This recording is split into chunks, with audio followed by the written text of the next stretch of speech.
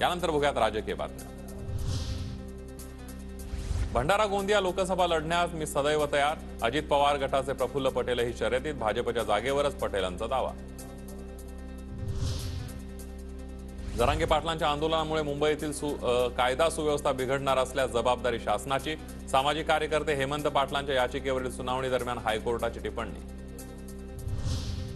अटल सेतूच्या उद्घाटन कार्यक्रमांचं ठाकरे गटाला ऐन वेळेला निमंत्रण, ठाकरे गटाच्या स्थानिक आमदार खासदारांचं पत्रिकेमध्ये नाव नाही, पत्रिकेत नाव नसल्यानं ठाकरे गटाची नाराजी। उद्या उद्धव ठाकरेंचा शिंदेंच्या बालेकिल्ल्यात दौरा, उद्धव ठाकरे उद्या डोंबिवली दौऱ्यावर, कल्याण, उल्हासनगर, अंबरनाथमध्ये जोरदार बॅनरबाजी।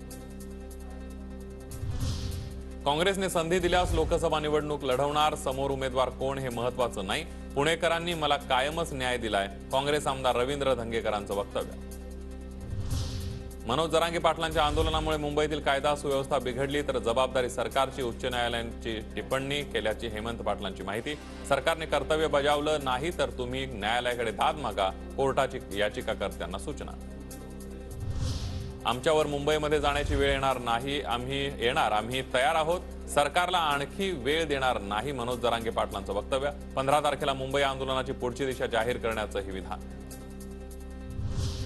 मागासवर्ग आयोगाला मराठा समाजाच्या सर्वेक्षणासाठी 8 वर्ष लागणार, 8 दिवसांमध्ये मागासलेपण सिद्ध करण्याचा सर्वे शक्य नाही, बबनराव तायवाडेंचं वक्तव्य।